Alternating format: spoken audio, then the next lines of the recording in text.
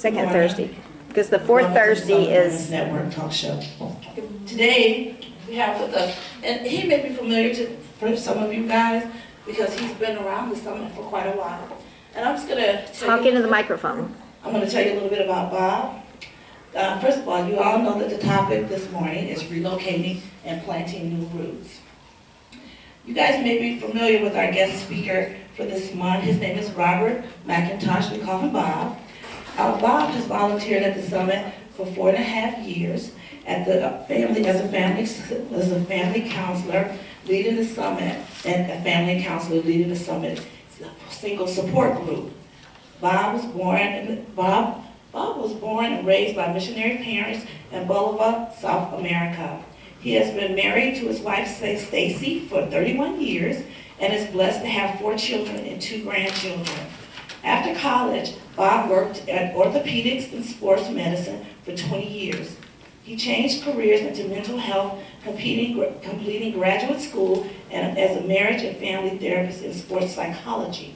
He currently works in mental health and individuals and support groups. He also works as a trainer and instructor in health and wellness. He enjoys singing, running competitively, and playing soccer. He enjoys the challenge of encouraging his adult children to make great decisions as they reap all the blessings that God has given us.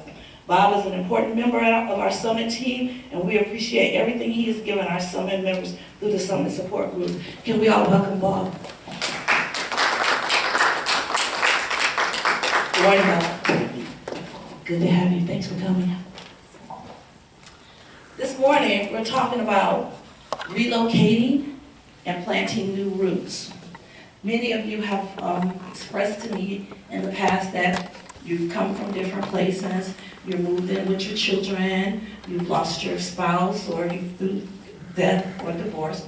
So today we're going to talk a little bit about how to make that relocation more comfortable, how we're going to be able to cope with changing our environment and changing our group of friends. Because we're so used to a certain way that we live, a certain lifestyle, a certain group of people. Well, now we got to deal with all new people. And it's very traumatic sometimes. Not just for the people who are relocating, but for us who are already planted. We need to be able to open up to receive these people. So today we're going to talk to Bob, and we're going to find out some of the best things that we can do to make our move more comfortable. So Bob, I know you have a lot to tell us today. I'm going to give you the microphone, and I'm going to let Bob tell you what he needs to tell you, and then we're going to open up. We're going to have some questions and answers. Okay, how's that sound? Great. Here you go. Good morning, and first of all, I want to thank you, and thank you, Harry, for inviting me to be here. And it's been really, I consider it a real privilege to be able to just come here to the summit and just all the things that they offer to this community and to each participant. And so I consider it a real honor to be able to come here and speak with you today.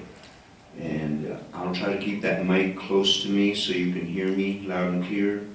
When I'm usually in my group things, I don't use a mic because I can really talk really loud, but I'm not going to do that. I'll use the mic and make sure that you can hear, because I've taken the word old out of our vocabulary, out of my vocabulary, and I'm going to always encourage you not to use the word that I'm getting old, because I hear that all the time. We're all getting older, okay? So older is okay, but not the word old.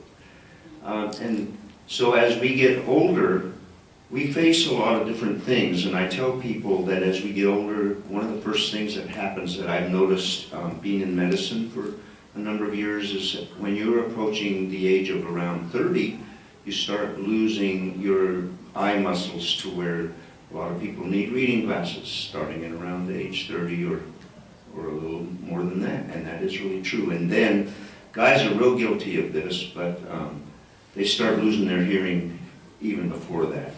And I've decided it's because it's a woman thing to continue to be very social, and when you get a gathering of women together, They're all the time talking about their families, and they're talking about all the different latest and greatest things that are going on in their lives, and that's wonderful because that is how we network. And so I was real pleased when I knew about this group that y'all have been coming here and just addressing different things. And so today we're going to talk about relocation stress and some of the things that I've noticed over the years, and I wanted to go and brush up on some of the latest research, and it hadn't changed a lot.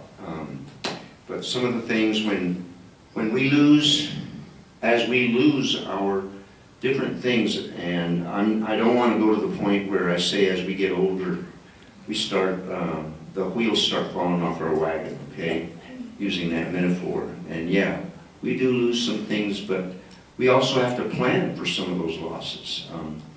And moving is always difficult. Any change is difficult in a person's life. And it doesn't matter even if it's a good, positive change. But some changes are forced on us. And that's why when you look around at our senior adult population, it used to be that 80 was the kind of the cutoff point where if men lived to be 80, they were doing good. Well, that has been raised to 85 for them. Lucky for them. I hope to live to be 150, okay? I'm well on my way there, okay? And I hide my age well. But we all try to do that, okay? And so in the last 20 years, it seems like so many more people are doing things to try to stay younger. And yet, they're doing that on the outward, but we're not doing that on the inward. And that's what really counts. See, beauty is only skin deep. It's what a person's character is made up of what they really do on the inside of themselves. And I'm always encouraging people to really take care of their health and to plan for the changes that will occur in your lifetime. And if the good Lord should tarry, you'll live a long, happy life. And my mom will be 95 in December. And my grandmother, which is my mom's mom, so my maternal mom, grandmother, lived to be 93, and that was after she had had a double mastectomy. So she was certainly able to live a long life. And we attribute a lot of this to really taking care of your health. And when you think of health, you think usually physically, but I look at it from a lot of perspectives. Being in medicine and then going into the mental health, that was part of the reason that I shifted gears, and I want you to consider this, because some of the stress factors have to do with what you have to deal with emotionally. And a lot of times we don't really address those things. And sometimes in your long years past, you remember people being taken to the, we call them what, the insane asylums? Yes. And during Halloween, there are places where people are still kind of lurking around even though they've been dead for years, right? Well, there may be some truth to that, but I'm not going to go really down that path, okay? So some of it is to plan to make those transitions, and we don't want to wait until that crisis. Just like my mom let me know a long time ago that she already had her pre-need funeral arrangements already taken care of. Long time ago, back when it was so cheap that it just makes me, oh my gosh, it was like, I remember my wife's parents bought a very nice home that's worth, oh my gosh, so much more than it is now, but they paid a whole $24,000 for their home that's worth maybe $150,000 or $160,000, and that was 25, 30 years ago, okay? And so you know how that happens. And so it's always better to plan for what is inevitable if we're going to live that long. And so we want to try to always live longer, okay? But we want the quality of our life to be better. So moving is always stressful. And so some of the things that occur is that we have to consider that at some point, you know, you chose to move. I know I did that. We moved to Grand Prairie 19 years ago this month for the sake of our children, because all out of my 4 children, I consider it that if there's more than 4.5 to 5 years between children's age, that's the second family.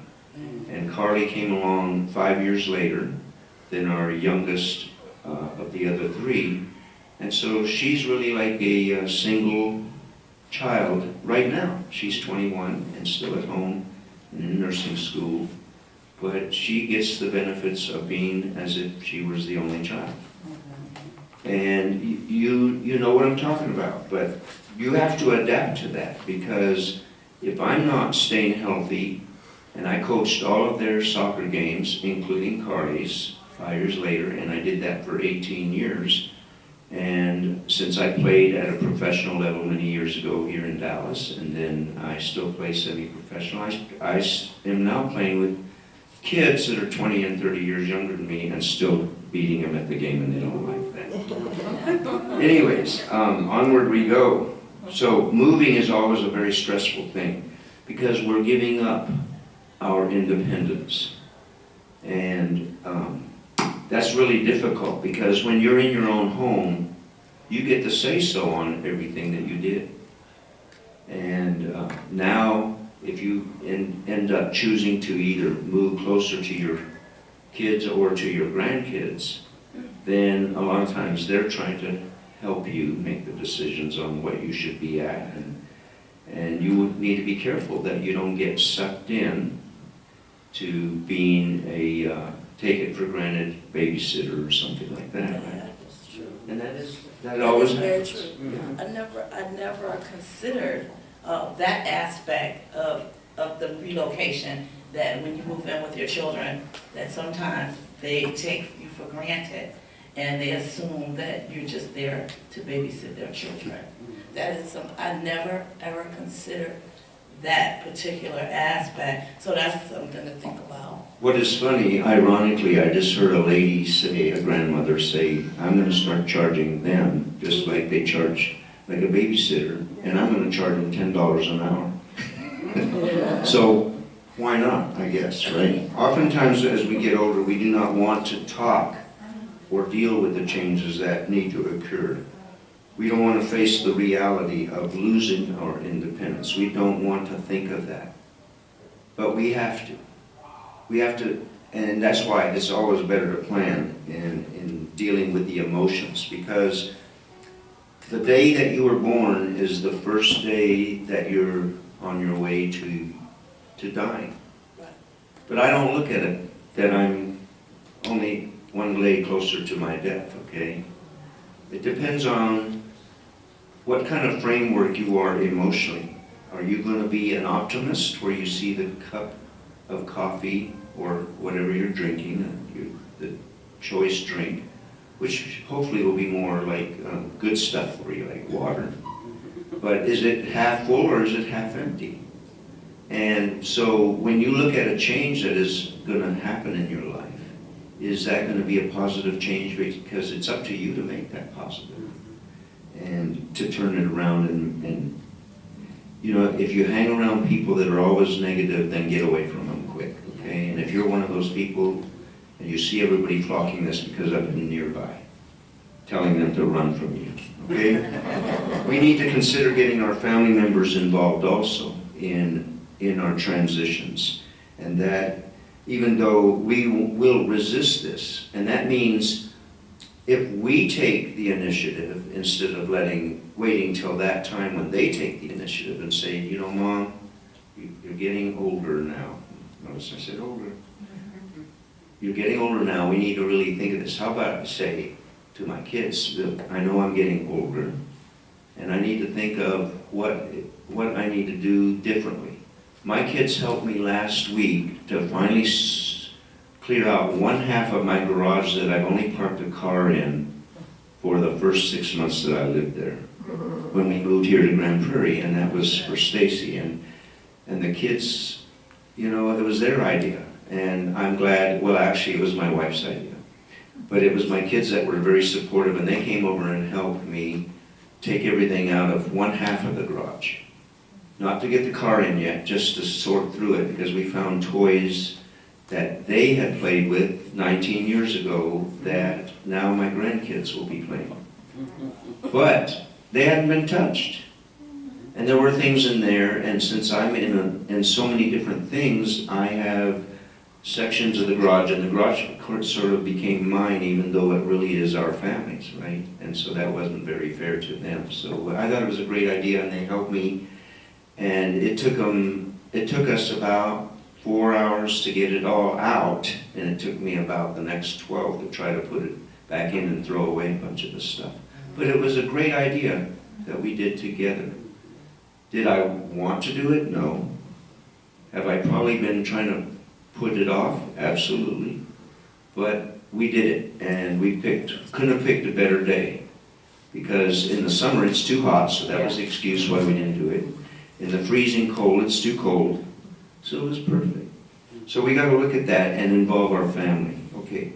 So think of this. As we are living, we need to deal with the emotion of our mortality. And it is our choice whether or not we live a slow death or if the physical death happens to be sudden. Sad to say, a lot of the guys don't do as well as you ladies.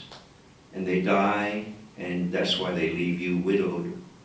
And you look at it, that's why they raised the level from 80 to 85 just in the last decade. But for you women, your level has also been raised to be 90 years old. So I hope you guys, y'all really work hard at the quality of your life, because a lot of you will live that long. And then we need to consider, one person that did a study was Bob Guidry. He's the director of the Housing and Community-Based Service in the Benedictine Health System, which is a big thing up in the northern states. But he said families should sit down and talk about who is playing what part. Who's going to help with the move? Who's going to help with the finances? And who can visit and when? And you have a lot of say-so in all of those transitions. Because when you make a move, and when you are moving to a new area, some people I know that come to our group have moved here from other states, and they are living here maybe with their family at first, and then choose to go and find a place after they've been kind of settled in. And that's a real important part of finding a place that is really appropriate to where you are, to where maybe you can visit close, and it may mean going to an assisted living, or it may mean an independent living place, and there's a lot more of that. Back in 1987 is when I made the change, so that by the time 1990 rolled around, assisted living was kind of a new concept back in the 80s, okay? And up till then, it was basically you were living in a home, and then you couldn't really deal with taking care of the lawn and taking care of your household chores, and a lot of women were already widowed in their 60s and their 70s, and they weren't able to take care of the house. And the next thing you know it, their health starts going down physically as well as emotionally, and the next thing you know it, you find them in the nursing home, and they may live there for 10 years, and it's not a great environment. It's not the best environment, I'll put it that way. It's better if you can continue just living a real good quality life. And so the senior adult living centers became a real big thing in the 90s, and that's why you see so many of them. And where you could still live in your own little apartment, but you didn't have to deal with all the dogs, and I mean, it's okay to have your pets, but you didn't have to deal with all the stray dogs and all the kids running around and all the noise and all that kind of stuff. So those were all great factors. And then I'm going to move on real quick here, because not only have we gone into the assisted living and then the retirement centers, but some of the things that need to be talked about is what you're going to keep when you move. A lot of people have heirlooms, And you're gonna have to make some decisions. You know, where am I gonna just store it and let it get dusty in some warehouse? Or is it gonna go to Johnny or Susie, or who's it gonna go to? Or am I gonna hang on to one or two of them in my place? So those are things that, and then you have to decide about all the little trinkets and things that are special to you. And you need to be able to decide what you're gonna keep. How do they make that decision? Well, that's gotta be your decision. And that's gotta be my decision as I get older. And I already picked out some things that were in those boxes, because I found one of my toys that would be probably illegal now if they made it, because some kid's gonna fall on it and then they'll sue the company, right? It was a metal airplane. And it had little tail fins sticking up that if you fell down on it, it would cut you, right? Well, I'm not gonna let that go, because that was something I played with when I was 5 years old, and that was back in the 50s. And I'm gonna hang on to that, and by golly, if I can, I'm gonna probably hang that on a string from my ceiling, and it may be sitting in my own somewhere. I gotta make sure that Stacy's okay with it. But there are toys that I made out of wood when I was a kid, as a missionary kid down in South America, that I was able to bring some of those with me. And you're not gonna ever find another one like it, because I made it. And so those are my keepsakes. And those are some things that I want to hang on to. And you have the same kind of things. But you've got to be able to know where you can put it, where it's going to be safe. And you've got to also make a decision, who am I going to pass that on to that isn't just going to give it away in a garage sale someday that could get handed down, because those things are important. And those kind of decisions are valuable decisions, and your family ought to be a part of that. Then I think about this. You don't want to have that feeling of loss or abandonment, where all of a sudden, sometimes, I remember this when I worked in geropsych, which is, in today's world, you're considered to be geriatric at the age of 50, according to the government, okay? But that doesn't mean you're really ready to go into assisted living at 50. But when people are mentally impaired, then that's why it catches them at 50, because it makes it too tough to get into a facility where they can get some care if they have to wait till they're 60 or 65 or 62 or whatever age you pick way on up there, okay? Because that isn't way on up there when you start getting way on up there, right? I was thinking Noah is one of my great heroes because he took 100 years just to build the ark. Some of us would get worn pretty thin if we had to do something for 100 years, wouldn't we? So let's just try to live life in a good quality way. So lifestyle changes need to be taken into account, but also our finances. How am I going to handle and deal with, because some of us maybe didn't make enough to be able to retire on just with what we get from Social Security. But that's one thing that I noticed. My wife is 9 years younger. Did I rob the cradle? I don't know. I'll let you decide that. It sounds like it, since she was only in middle school when I was finishing college, okay? That doesn't sound right. But we don't go back that far. But at the same time, I noticed her parents, her dad married into a business and he ran the business, but when I met her, she was a freshman in college. And I was working out at the college for about 10 years, so that's how I met my wife. Her boyfriend was a missionary kid from Brazil, and he ran out of gas one night, and lo and behold, they came looking for me because I was this was out at Dallas Baptist, what is now university, but college back then. And I was always out there playing soccer and helping with different things out there with student activities. And he ran out of gas, and they always knew to come and look for Bob because I was going to go rescue them from whatever was ailing their car or their problems. And so it was just a fun time in my life, but that's how I met my wife, because he graduated that at the end of her freshman year and moved back to Brazil, and so I wrote him he was my best friend also.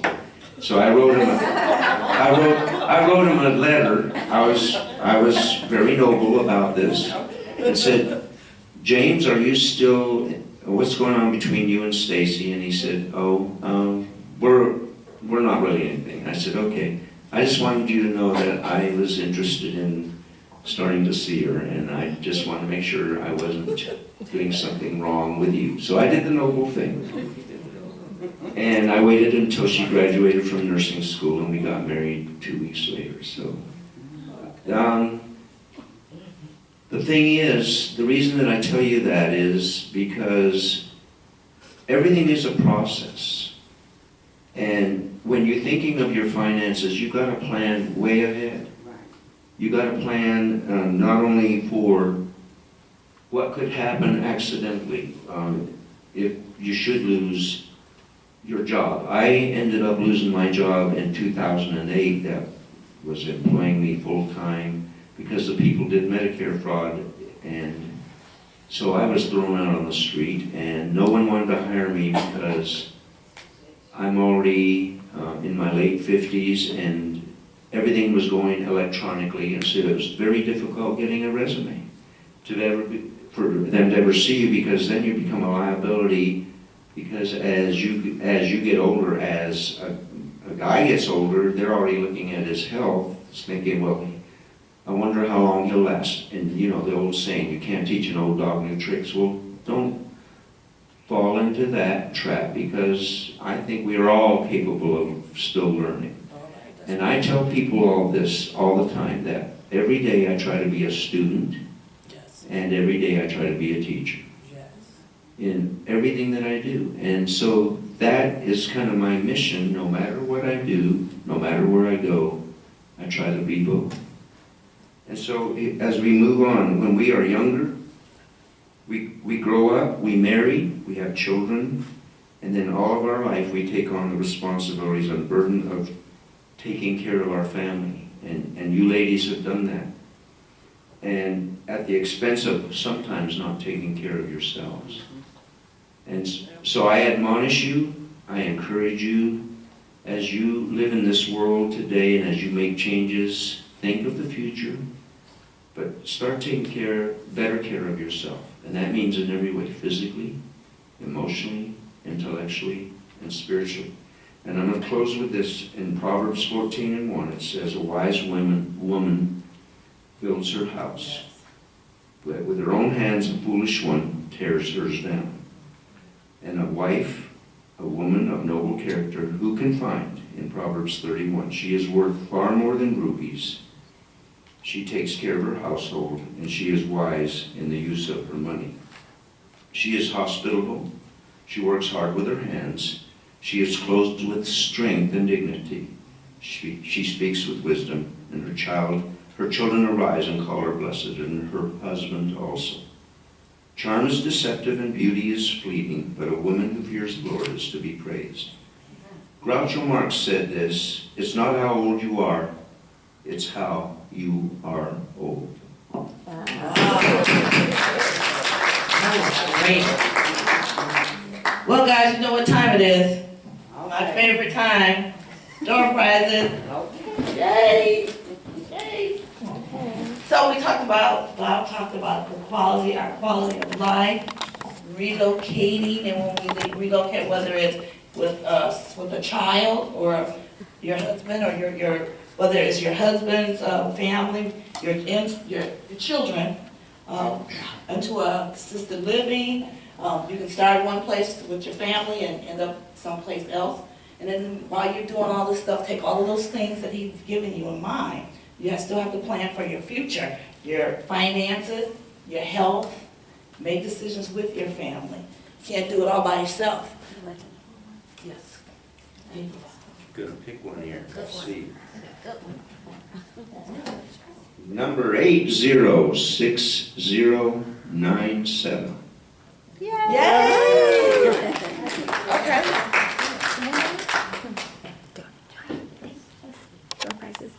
Door prizes.